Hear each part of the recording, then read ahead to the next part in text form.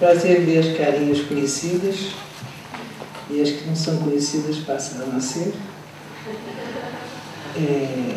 Muito obrigada pelo comparecimento. Enfim, para quem não me conhece de perto, eu trabalho na UFMG desde 1979. Muitos aqui não eram nem nascidos. Trabalho com literatura brasileira e literatura comparada. Mas dentro dessa disciplina, literatura brasileira comparada, existe uma linha de pesquisa que se chama semiologia ou semiótica, que trabalha com qualquer tipo de linguagem, inclusive linguagem das artes. Então, eu hoje vou falar sobre um livro que já foi escrito há muito tempo atrás, mas que só foi publicado em 2008. Os capítulos são aulas, e a pedido dos alunos eu resolvi publicar. É um trabalho que eu faço normalmente com meus alunos, que é de olhar, olhar e olhar, mas eu ver também.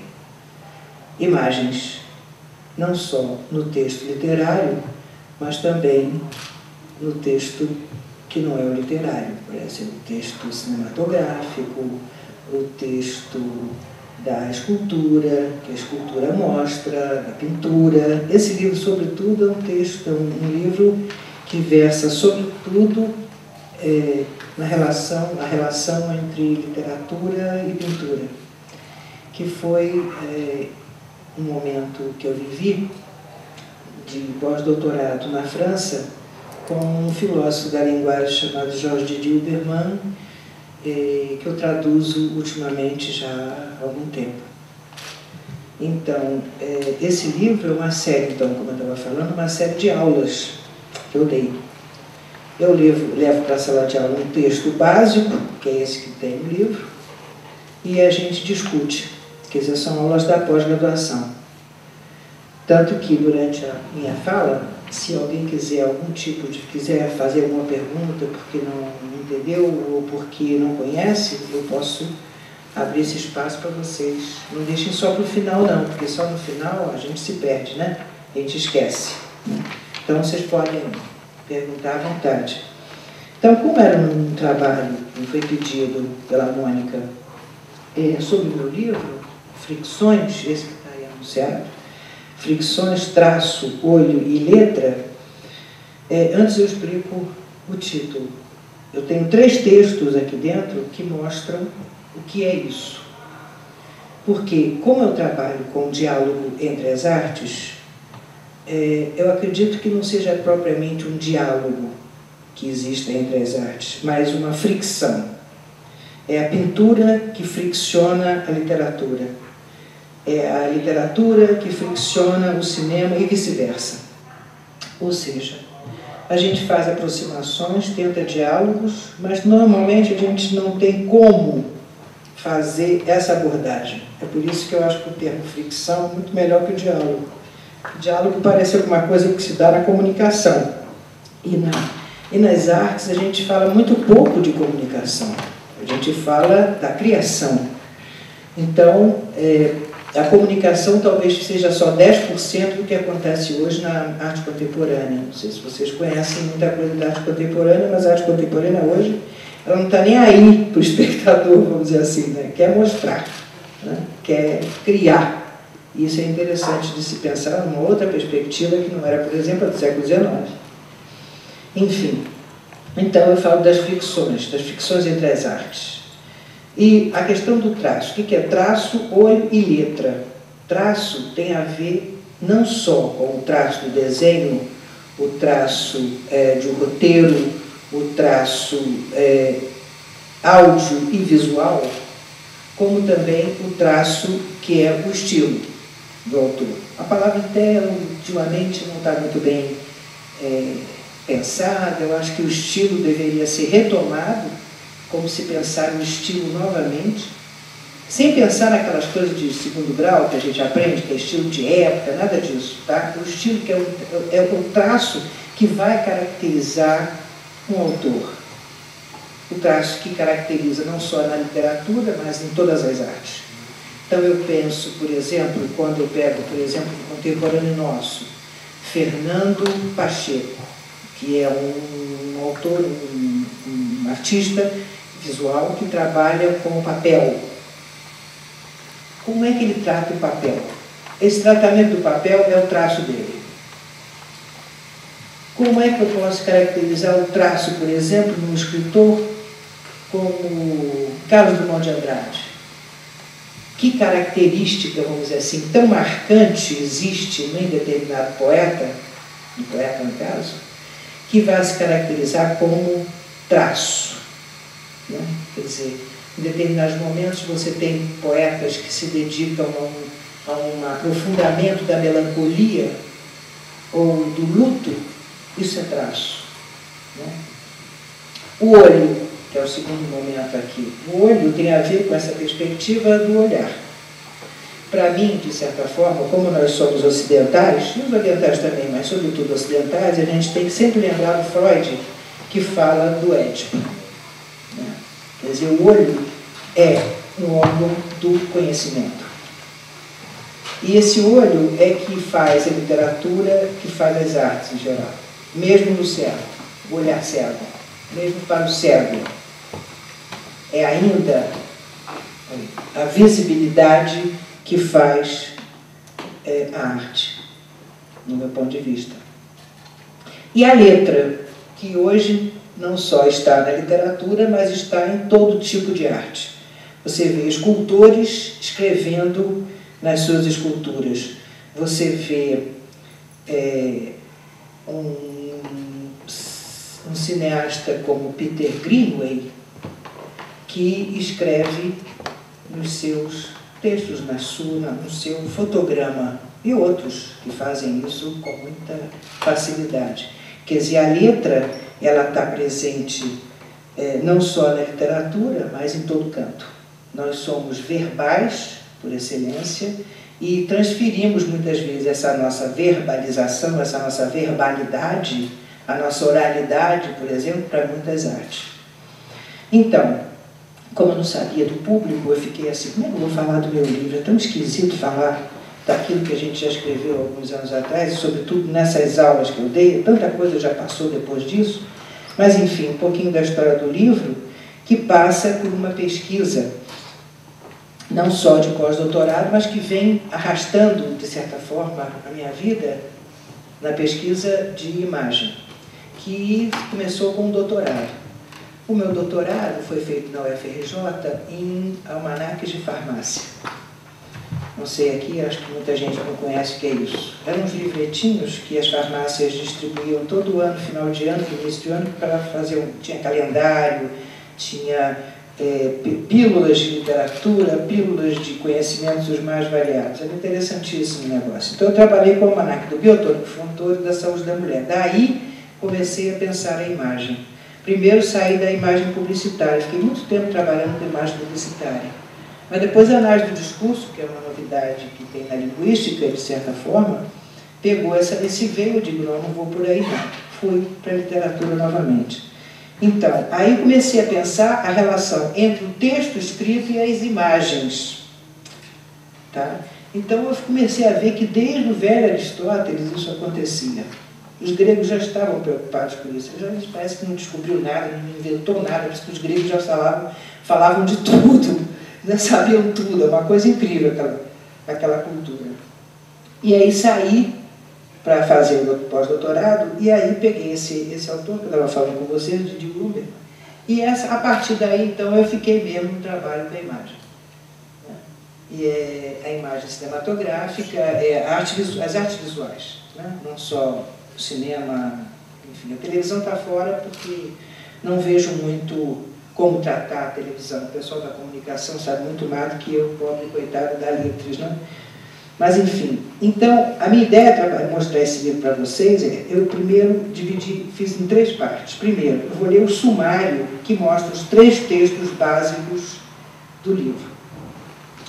Depois, eu vou ler algumas epígrafes que, de certa forma, norteiam o meu trabalho. né? E depois eu vou fragmentar a leitura dos capítulos. Eu pego determinados momentos que eu acho que são importantes para cada capítulo e coloco para vocês. Tá bom assim? Tá? Então assim se apresenta um livro, assim eu penso, né? Enfim.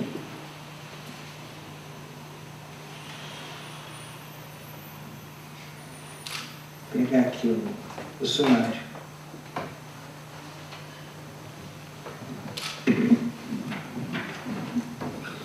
Então, para quem não conhece o livro, eu vou rapidamente dizer.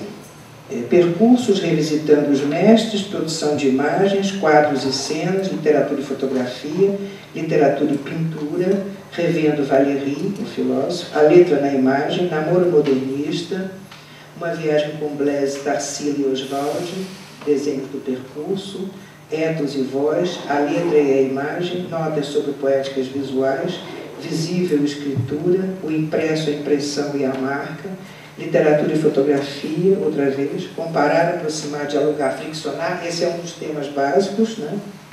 Comparar, aproximar e dialogar, fazendo a fricção, brincando com a poesia do traço, da letra e do olho, a moda como império retórico dos signos, canibais e antropófagos, livro-objeto, o diálogo das artes, o mais perfeito dos cozinheiros, texto e imagem Valêncio Xavier, as viagens do signo, uma poética de transcriação, uma poética suprassensorial, fricções, que é outro texto também que interessa falar mais de perto para vocês, a questão da visibilidade. Então, esses estão os capítulos, ou seja, as aulas que eu dei para os meus alunos, tá? Aí já pode ver se há um interesse entre vocês sobre a coisa. Então, eu começo por um texto que é o básico para essa palestra, que é o Fricções. Há um texto de um cineasta que vocês conhecem, chamado Antonioni, que diz o seguinte, prestem bem atenção como é que ele descreve a cena. A mulher dá alguns passos. Percebe que a direção tomada conduz a uma mesinha do lado da janela e acelera. Vai ligar uma lâmpada debaixo de um abajur. Um facho de luz violeta vai bater no preto da mesinha. Agora o grupo mesinha, poltrona, abajur, mulher espelha-se nitidamente no vidro. O resto do escritório está na sombra. A mulher levanta e desaparece nessa sombra, em direção à sua mesa. Aí eu pergunto no início do meu capítulo, texto literário ou texto fílmico? Porque você está vendo a descrição de uma cena cinematográfica. Esse texto foi extraído de O Fio Perigoso das Coisas, que o Antonioni apresenta ideias para possíveis filmes transformados em contos escritos. É interessante essa passagem, porque a gente discute muita coisa com relação a essa relação, ou essa fricção entre literatura e cinema, porque normalmente os cineastas, e quem fazia isso muito era o Fellini, o roteiro dele ele é desenhado e escrito. Os textos são absolutamente literários, os textos do Fellini. E o Pasolini fazia a mesma coisa. E o Antonioni, por exemplo, parece também sim, porque esse texto é um texto do livro dele, O Fio Perigoso das Coisas, que saiu para o filme. Então, eu digo ainda mais assim, qualquer um pode ver nessa narrativa um roteiro. A mulher dá alguns passos, percebe que a direção tomada conduz uma mesinha do lado e vai por aí afora, né? Então, uma narrativa, um roteiro, uma sinopse de um filme. Numa página ou numa película é o olhar que é flagrado como grafos. Grafos tem a ver com grafia, com escrita. Então, o texto a que eu me refiro no Fricções o grafos acontece não só na literatura, como também no cinema. Porque ele sai do papel para a película. E na película, mesmo que não esteja escrito, está escrito alguma coisa para nós. Ou seja, você lê uma cena, como você lê uma página de livro.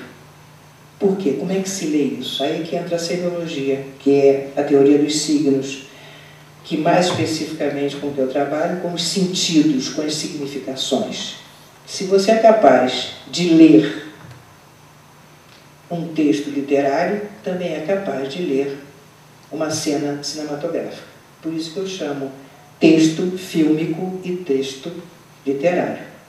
Porque o que é esse texto? Quer dizer, isso aí foi uma lição que eu aprendi há muitos anos atrás, tem para mais de 30 anos e nunca mais esqueci, com um filósofo da linguagem, que é um semiólogo, chamado Roland Barthes. O Roland Barthes, que é até conhecido, fragmentos de discurso amoroso, aula, ele tem uma série de livros interessantes, e o Barthes dizia que tudo é texto. Quer dizer, isso aí deu uma grande discussão em torno da coisa de dizer que tudo é texto. Mas eu parto do seguinte princípio: se o corpo da gente é um texto, imagina se um texto cinematográfico não é um texto, se um texto literário não é um texto. O que é texto? É alguma coisa que é tecido. O pessoal que já foi meu aluno já cansou de ouvir isso. É uma coisa que é tecida pela linguagem. É um tecido mesmo. Você pega uma palavra, é como se a palavra fosse alguma coisa que estivesse costurada, tá? Ou fosse uma malha. E nessa malha você apreende determinados pontos. Esses pontos são as palavras. Esses pontos são determinados traços que eu estava falando, que caracterizam o autor, o pintor, o escultor, para falar do fotógrafo também, né? Então, determinados fotógrafos, você pega um Cartier-Bresson, que é muito conhecido, então o Salgado, que é o nosso Salgado aqui, né, mineiro. Pega o Salgado e diz, essa fotografia do Salgado, você reconhece. Né? Por quê? Por causa do traço. O traço do Salgado é um traço inesquecível. Quer dizer, a imagem que ele nos mostra é sempre alguma coisa, como Cartier-Bresson também, é alguma coisa que não se esquece, é alguma coisa que nos flagra, que nos rapta, que nos sequestra. Né? Essa beleza, vamos dizer assim, da arte, da fotografia. Quer dizer, eu não estou falando da fotografia do jornal. Muitas vezes sim, mas a maioria é do artista fotógrafo, o fotógrafo como artista.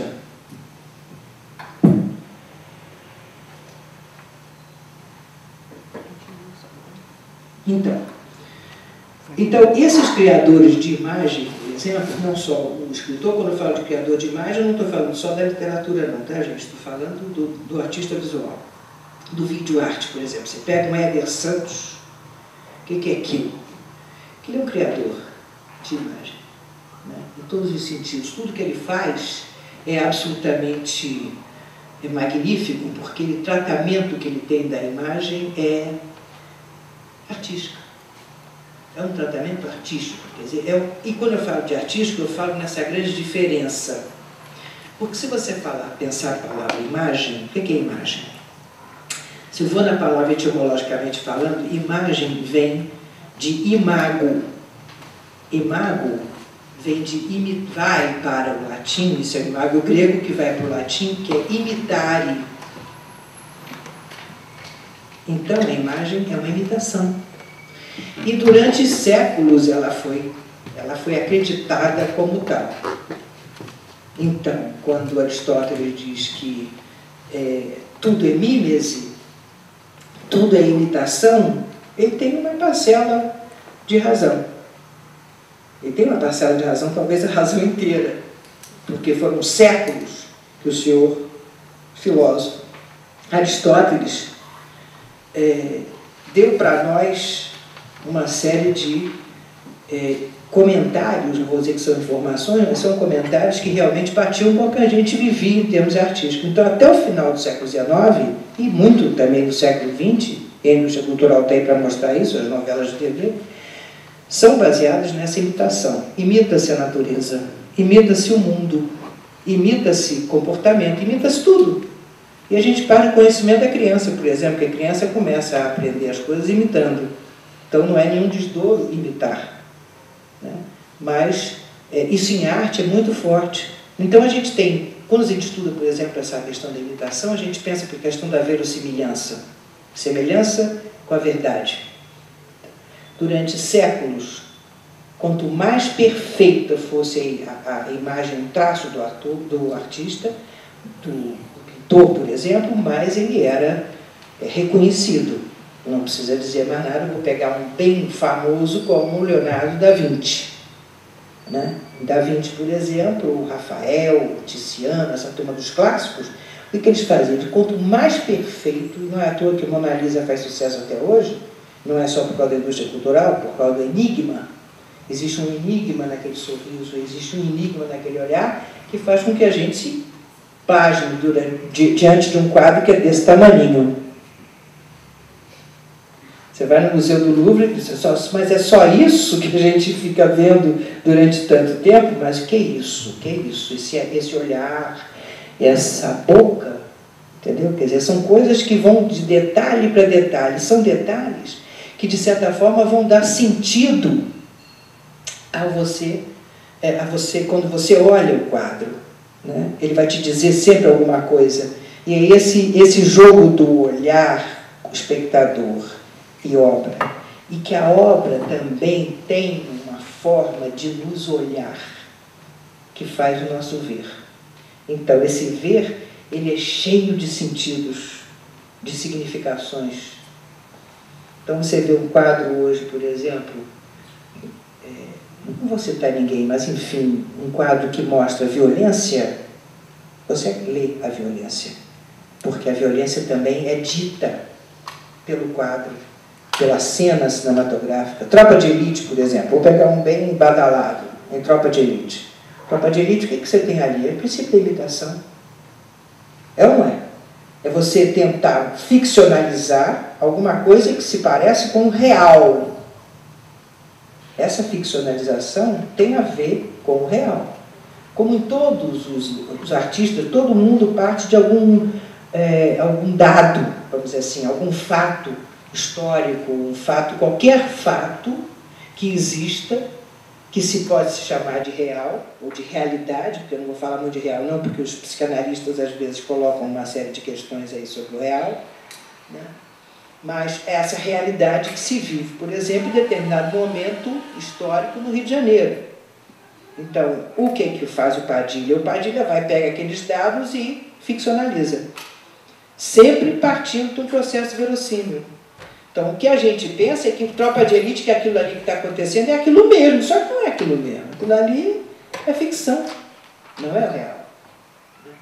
Então, essa coisa que sai do real, mas saiu do real já não é mais real, faz parte de um processo de conhecimento, faz parte de um processo de sentidos, que você vai dando cada vez que você vê o filme, cada vez que você lê o texto. Então, quando você lê, por exemplo, Machado de Assis, lá do século XIX, veja bem, e lê hoje, quanta coisa você descobre naquele texto do Machado de Assis, entendeu? Que não é só um ato de ler, de ficar lendo. Criadores da imagem, no movimento da criação artística, entendeu? Não é só isso, não é só você detectar isso. Ler é, sobretudo, trazer sentidos, colher sentidos, significações. É por isso que, então, quando eu falo de Machado, você lê hoje, por exemplo,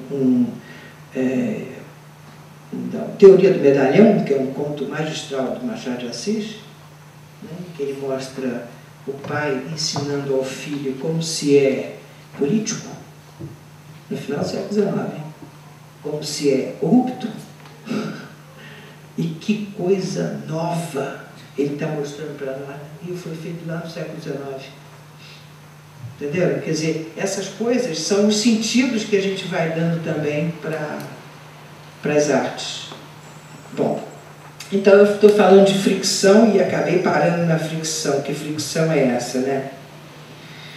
Mais adiante eu pergunto assim, cineasta, escritor, diretor, poética de autores, autores que mostram experiências vividas, esse real que eu estou falando aí, sonhadas ou inventadas, modos variados de narrativa, de concepção de espaço, estilo de iluminação, códigos de representação das ações, paixões, desejos, sentimentos, jogos variados dentro de cada época e cultura. Por que eu digo isso? Porque os sujeitos estão sempre em movimento. Nós fazemos história, a história individual, a história coletiva, a história social. O tempo todo nós fazemos história. Né? E quando escrevemos, ou quando pintamos, fazemos histórias também. Ou seja, fazemos história, não só a história com H maiúsculo que eu estou falando, mas também com H minúsculo. Né? Por que nós fazemos história? O que é história? Por que temos tanta necessidade de mostrar aquilo que a gente vive e que a gente experimenta? Por isso que as artes no século XX, por exemplo, e agora no XXI também, com elementos mais da tecnologia, estão mostrando cada vez mais experimentos. Então, a experiência e os experimentos. Quer dizer, tem as artes hoje, e elas friccionam-se justamente por isso, quando você pensa, por exemplo, que você pode colocar um poema no vídeo, e do vídeo ir para o seu laptop, e do laptop você até criar um poema sem necessariamente você estar com o poema escrito. Isso acontece. E muito. Aqui mesmo nós temos um grupo de poetas chamado Ciclope. A gente não sabe se é Cíclope, se eles querem que a gente fale de Cíclope ou Ciclope, porque no computador você sabe que às vezes não tem acento, né? Então, sobretudo quando o aparelho americano, o sinal de acento desaparece. Mas você tem, por exemplo, determinados poetas que trabalham diretamente com o computador e fazem coisas incríveis. Eu me lembro de uma menina que eu orientei, depois foi fazer doutorado na USP, a Ana, aqui de Minas. Ela pegou um poema chamado Penélope e fez tanta coisa com o poema que você dizer, não, isso aí não é mais meu, não. Isso aí é de tudo. Todo mundo interage. Olha, você ainda tem essa questão da interação hoje. O que você tem aí? A fricção. As fricções acontecem a todo momento. Então você não tem só diálogo, não. Nem só aproximação entre as artes. Você tem um entrar e sair, um atravessamento que vai e vem. É esse texto que eu falo aqui das fricções. Há um momento em que eu falo também, esse devir que acontece nas poéticas contemporâneas hoje, em que se pode pensar o leitor ou espectador como um tradutor.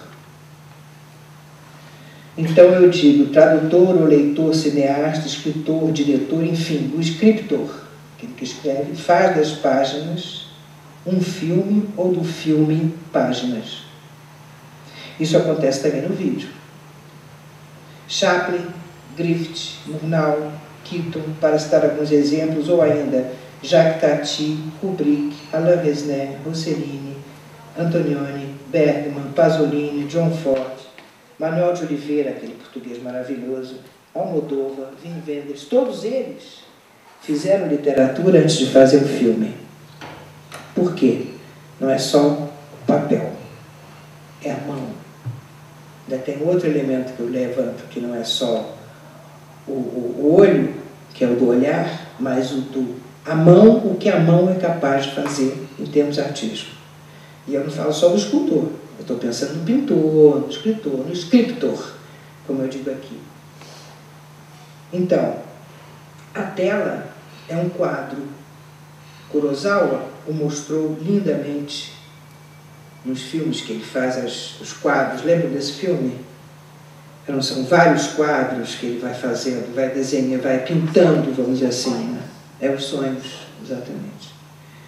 Então, o texto literário também realiza essa indissociabilidade entre o escrito e a imagem.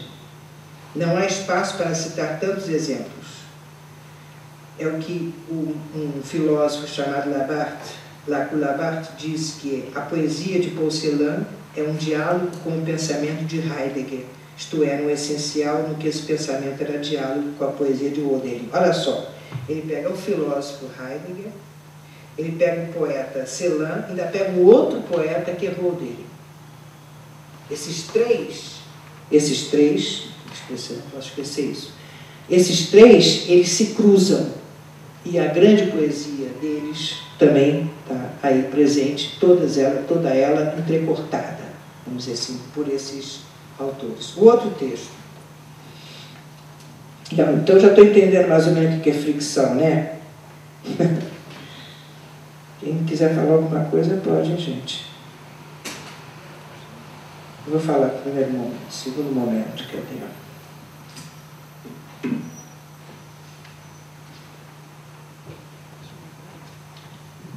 Livro objeto, o diálogo das artes.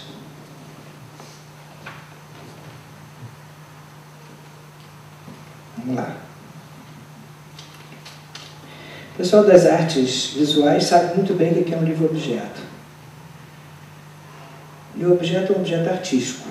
É um livro de arte.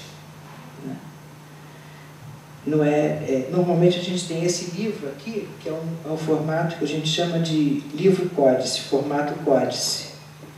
E ele pode se transformar a qualquer momento. Então, por exemplo, há um autor chamado Blaise Cendrasse, que é muito querido nosso aqui do Brasil, na época do modernismo, porque veio da França, a Suíça, e em determinado momento conheceu os modernistas, como a Tarsila do Amaral, Anita Malfatti, Mário de Andrade, Oswald de Andrade, e saiu de São Paulo de trem e veio para Minas. O Blaise, até bem pouco tempo, eu soube disso, foi vendido há pouco tempo, inclusive isso, tinha um lote em Lagoa Santa. Engraçado, você é da França, veio para Lagoa Santa.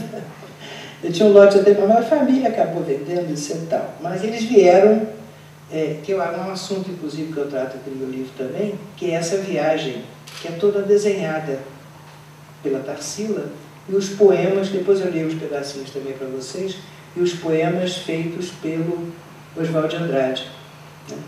Nessa época eles estavam juntos, e o Blaise foi muito importante para o modernismo brasileiro, porque ele mostrou uma outra escrita. O modernismo brasileiro, eu digo paulista, tá? O modernismo brasileiro não foi só o paulista, mas a gente conhece muito pelo modernismo. Semana de Arte Moderna de 22, todo mundo fala disso? São Paulo. Mas já acontecia alguma coisa em Minas, já acontecia alguma coisa no Rio de Janeiro, mas só que o que ficou em livro praticamente foi São Paulo. Porque foi o escândalo, né? E o escândalo fica mais marcado na história do que aqueles que vão trabalhando que nem formiguinha. E mineiro sabe trabalhar com formiga como ninguém, né? Trabalha em silêncio, inclusive. Vai fazendo lá aos pouquinhos o seu trabalho de poesia. Mas, enfim, o livro objeto não é necessariamente nesse formato, mas pode ser. Né? Mas a ideia é sempre desconstruir, de alguma forma, essa cultura letrada.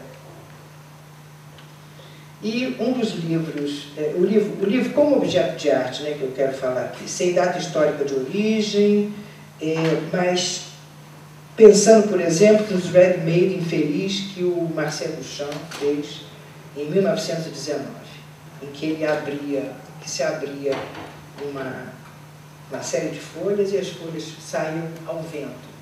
Ou então, um livro como esse do Blaise Cendrasse e da Sonia Delaunay, em que se desdobra o poema e a imagem que nele está inscrita durante algum tempo e espaço, né? Porque ele se desdobra, é um livro que se desdobra, parece um cartão que vai se desdobrando. Então, isso é um formato de livro-objeto, né? É um livro-objeto de arte, né? Não conhece? Enfim, esse livro-objeto é que me parece que faz mais especificamente esse diálogo, essa fricção entre as artes. Por exemplo, a dona Sonia Delaunay desenha uma viagem, segundo a arte abstrata, com o Blaise Cendrasse, que é o Transiberiano, uma viagem que eles saíram de Paris e foram para a Sibéria, de trem. Então, esse livro se desdobra todo exatamente para se aproximar, vamos dizer, de alguma forma, com essa viagem. É uma viagem do livro-objeto, é uma viagem da abstração, porque é uma arte abstrata que ali está, no desenho que ela faz, e nos versos do Blaise Cendrasse. Então, esse é um livro-objeto. E esse, para mim, o livro-objeto que vai, de certa forma, hoje, contemporaneamente, mostrar como se faz essa aproximação ou essa fricção entre as artes. Esse foi o segundo texto. O primeiro.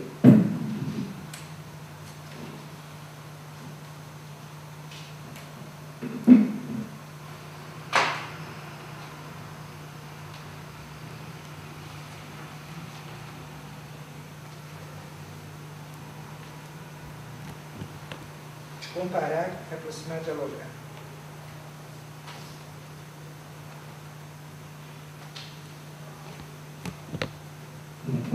Difícil falar sobre livro, hein, gente? Não imagina como. Então, eu já falei um pouquinho disso aqui, mas eu vou ler algum momento, como eu falei para vocês que eu ia fragmentar, porque me parece importante para o entendimento.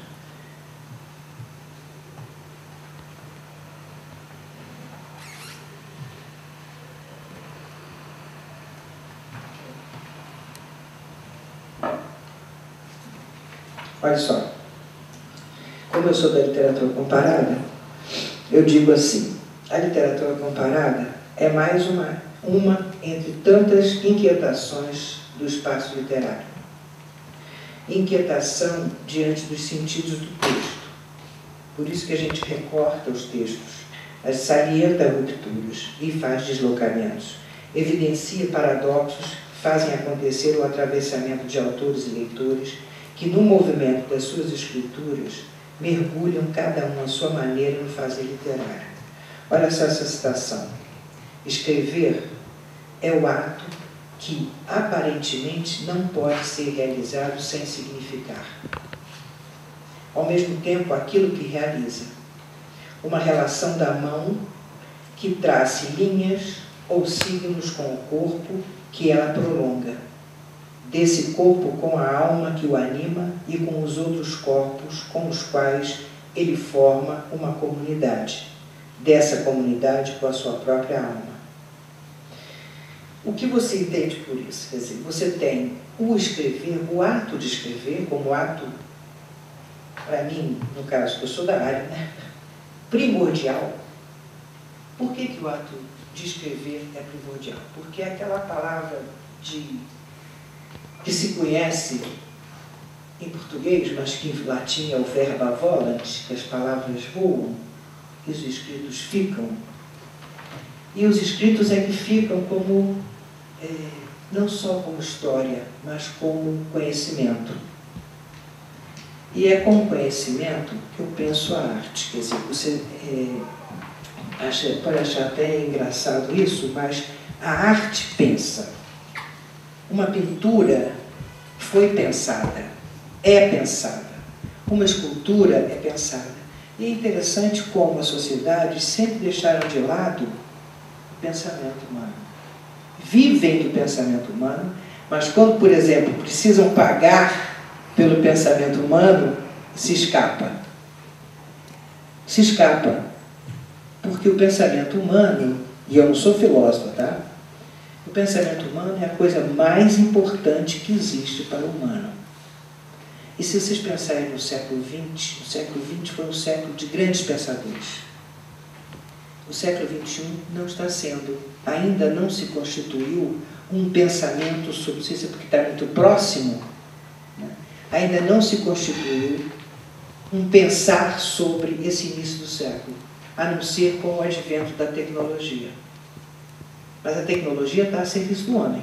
Se é a serviço do homem, é preciso repensá-la de um outro lugar que não é dentro da própria tecnologia. Porque normalmente se pensa dentro da tecnologia.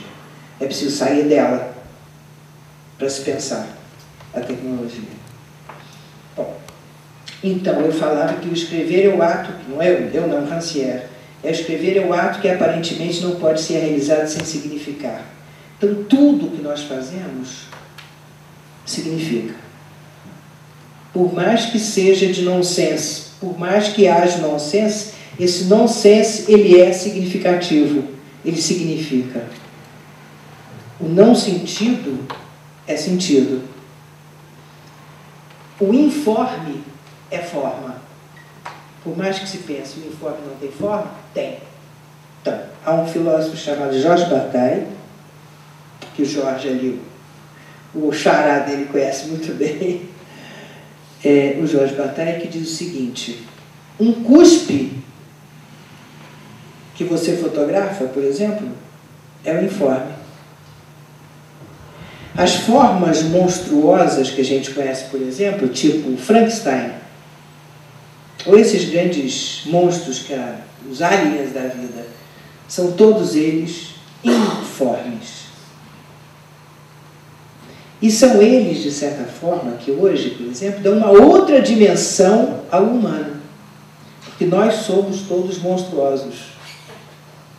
Absolutamente monstruosos. É só deixar uma faísca aparecer que nós nos tornamos verdadeiros monstros. E os monstros são informes. Acontece que a sociedade gosta de ver as coisas muito limpas, as coisas muito certinhas, muito corretas. Eu digo, agora, a sociedade não é só brasileira, não, a sociedade ocidental sempre gostou do Apolíneo, o Apolo, Deus Apolo, aquela beleza, aquela formosura, né? Só que o nosso lado é absolutamente dionisíaco. Nós gostamos das porcarias. Quer ver como é que nós gostamos de porcaria? Gostamos de Coca-Cola. Sabemos que a Coca-Cola faz um mal extraordinário, mas gostamos de Coca-Cola. Quer dizer, temos uma capacidade de destruição, né, e de autodestruição também incrível, que é esse lado, vamos dizer assim, que vem do desespero, fanatismo. Isso tudo tem a ver com um aspecto que não é o apolíneo, é o dionisíaco. Então é preciso que a ordem, a lei, se institua para poder então diminuir o dionisíaco e aparecer o Apolo, né? O apolíneo. Senão nós estamos na água o tempo todo.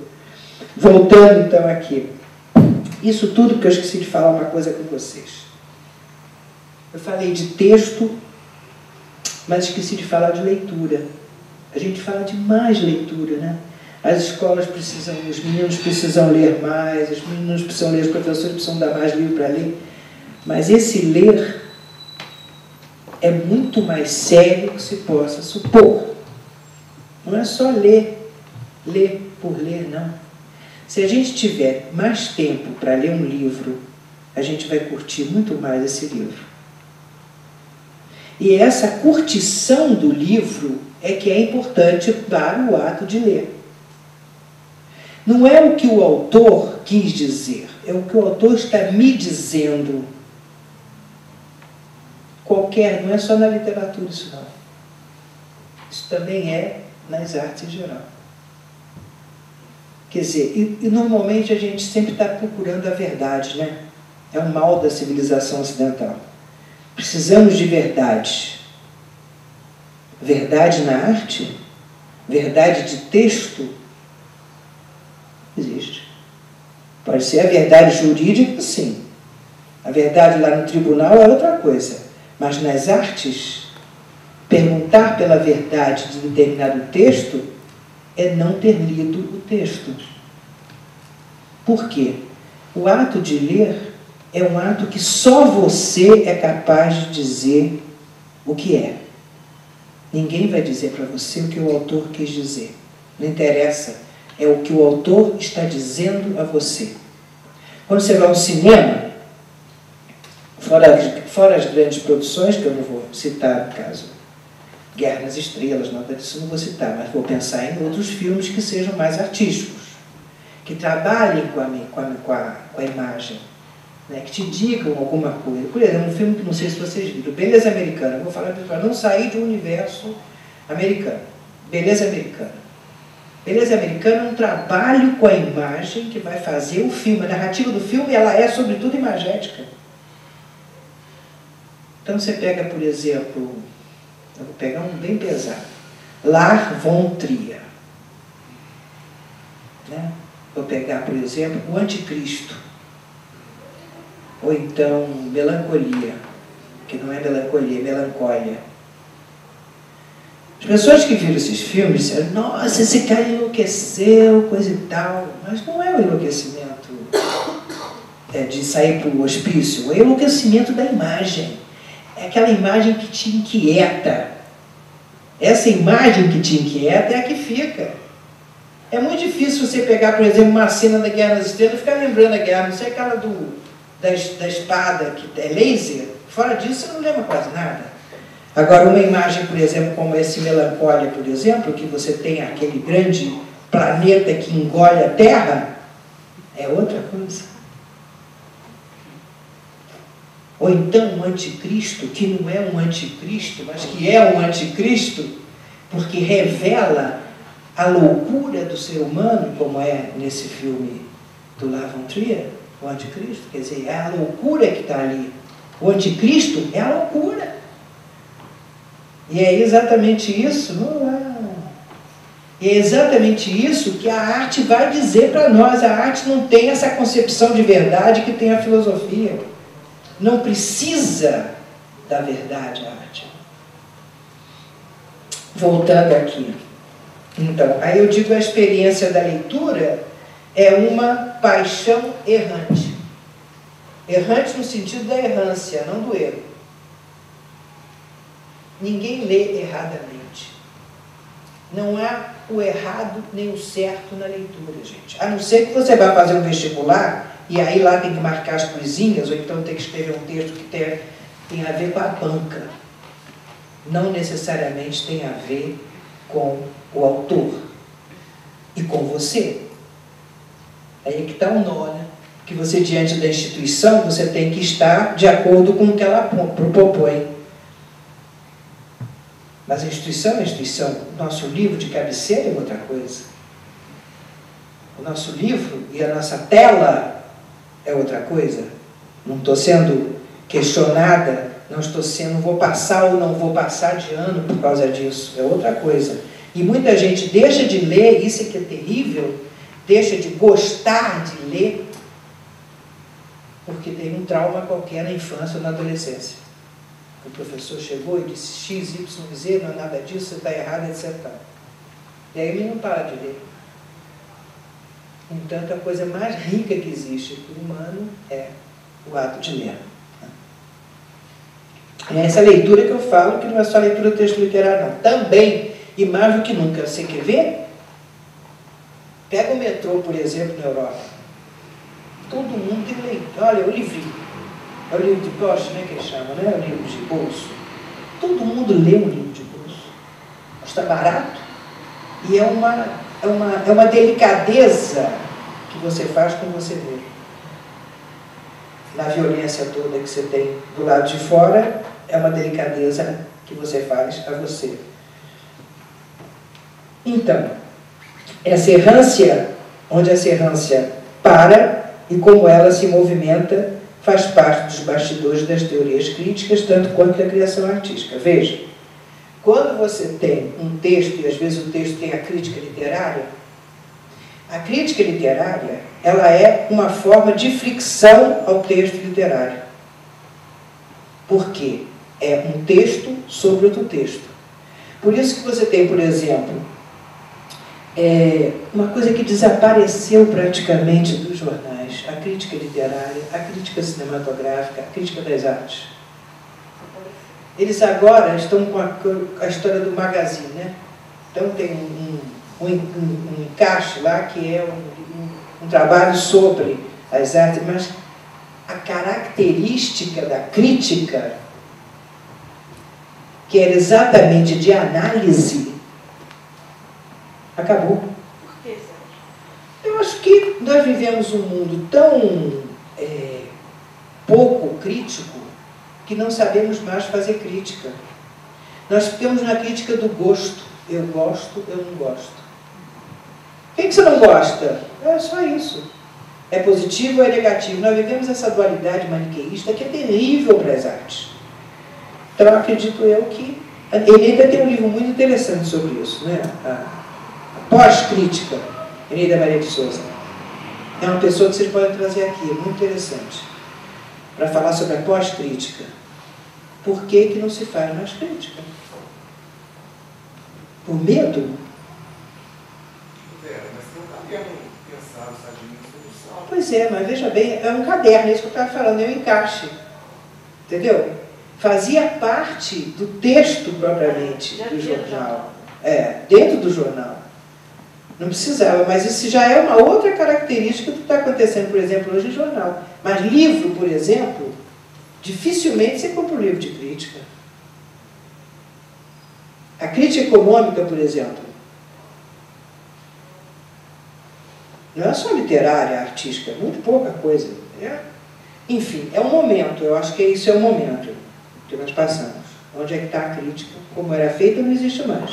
Então temos que inventá-la, ou reinventá-la. Porque falar sobre a vida dos outros, a gente fala. A crítica à vida alheia, isso tem. Isso existe. Muito fácil. E muito. Então você pega as socialites, o caderno das socialites, e aí? Isso dá camisa para alguém?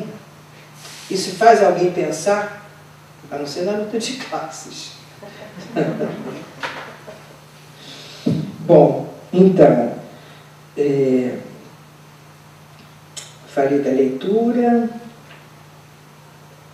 Então, tem uma outra citação interessante aqui para vocês, que fala sobre uma coisa que eu acho que, às vezes a gente fica assim, porque essa crítica é subjetiva. Já ouviram isso, né? A gente quer uma crítica objetiva. Mas olha o que o Blanchot fala sobre a subjetividade. Subjetividade.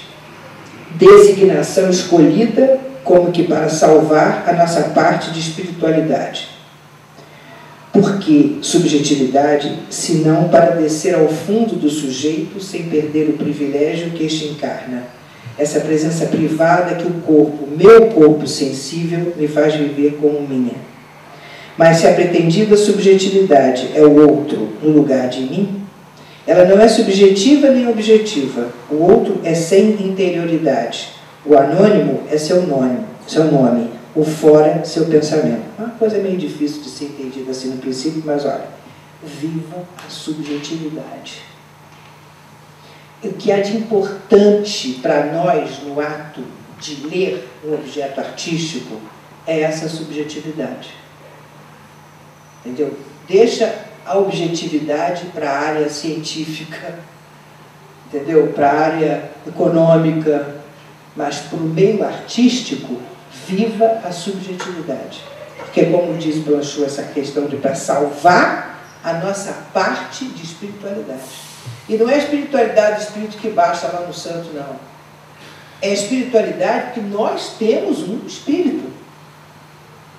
Entendeu? Nós temos essa subjetividade. Essa subjetividade é do sujeito. A palavra subjetividade vem de sujeito. Você tem sempre os sujeitos e os objetos. Então, no meio artístico, mais ainda. Você tem um espectador, um leitor, que está diante do objeto artístico. Esse objeto tem a capacidade de dizer alguma coisa e você vai tentar dar sentido a ele. Bom, mais umas coisinhas. Então, o traço, né? Então, uma citação, epígrafe, né? Que eu me fez, de certa forma, me mover, porque eu também me movo intertextualmente. Para quem não conhece essa palavra, é o seguinte: quando nós falamos, quando eu estou falando assim, estou fazendo essa palestra, por exemplo, estou cheio de citação a minha fala. Está cheio de coisas que já foram ditas, não só por mim, repetidas por mim, mas também por outros. Tem Nietzsche, tem Barthes, tem Aristóteles, tem Platão, tem um monte de coisa que está tudo misturado aqui. A gente põe no liquidificador e põe para vocês. Porque a gente elabora para poder dizer para vocês. Porque tem gente que chega aqui um monte de fala bonito academicamente, não é isso? O professor da escola... da academia, por exemplo, de uma faculdade, normalmente chega aqui com um discurso acadêmico. Não é? Aqui não, em qualquer lugar. Na aula, inclusive, na sala de aula. chega com um discurso acadêmico. Ele vai fazer uma conferência, ele vem com um texto escrito, esse texto escrito vai ser analisado, por exemplo, por vocês. Vocês vão aprender a partir daquele texto que é cheio de citações. Essas citações vão dar, de certa forma, um reconhecimento ao texto desse professor que está falando com vocês. Vai dar, de certa forma, uma identidade, um reconhecimento qualquer. Né? Porque ele é autoridade. Se ele é autoridade, ele pega outras autoridades, né? Para, de certa forma, dizer, olha, meu texto é importante. Olha só como é que eu estou citando fulano, Beltrano e Beltrano. Muitas vezes sem elaborar. O que eu estou falando com vocês hoje é a elaboração de uma série de coisas que eu li e que eu passei para o livro. E estou falando agora, depois não sei quanto tempo. Olha só, ainda o traço.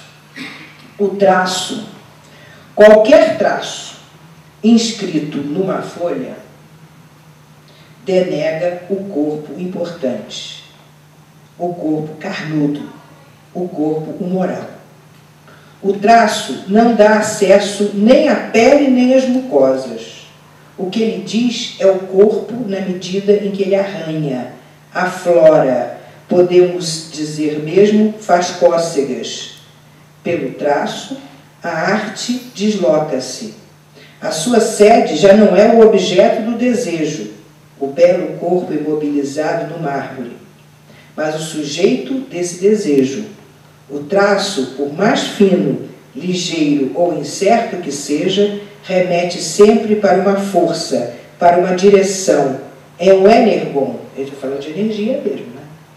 Um trabalho que dá a ler o traço da sua pulsão e do seu gasto. O traço é uma ação visível. O que é a literatura, então? O que é aquilo que eu faço, aquele poema que eu escrevo? É o meu traço. Porque aquilo que está ali é o meu corpo. Viram? Quer dizer, o que eu escrevo está ali. E o meu corpo está ali. Então o texto é um corpo. Qualquer texto é um corpo. E aí o sentido do texto que eu dei para vocês logo no início. Tudo é texto. Você, para mim, é um texto. Você está assim, para mim, pode ser lido por mim. Cada um de nós. Não é à toa que nós temos pele, nós temos músculos, isso tudo faz parte desse tecido que eu falei agora mesmo para vocês.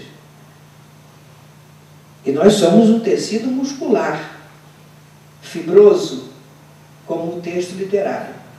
É muscular, é fibroso. Você pega uma escultura de Rodin, é muscular, é fibrosa e é de mármore.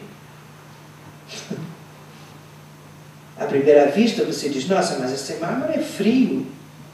Mas e a forma? A forma não é fria. A forma é quente. E como diz coisa, aquele beijo, por exemplo, do Rodin. Né? Enfim. Uma outra citação que me move nesse livro, que me moveu quando eu escrevi esse livro, deixa eu ver se eu encontro ela aqui. É uma citação do Didi Huberman. Tem uma do Nietzsche que é ótima. Olha só, como é importante o olhar, né? Se teu olhar fosse mais sutil, tu verias as coisas se movimentarem, como papel que queima enrugando-se, assim desvanecem perpetuamente todas as coisas, enrugando-se.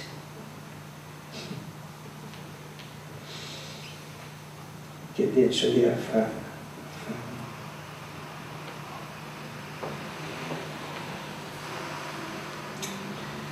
Ai, ai. Se tiver na hora de acabar, você me avisa, viu? Que eu quero ver o que o pessoal vai falar aí também. Vai perguntar.